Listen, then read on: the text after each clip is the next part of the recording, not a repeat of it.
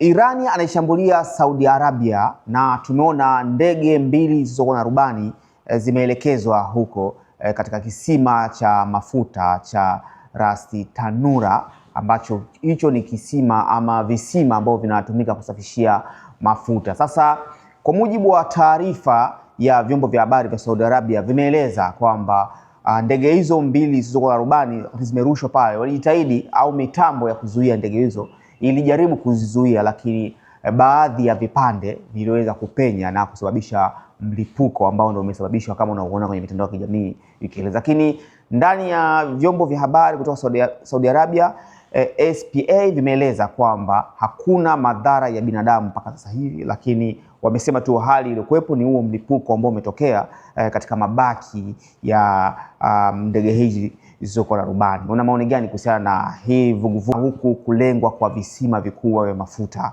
Hatari ya mafuta itakuwaje barani Afrika? Una maoni gani kuhusiana na hii?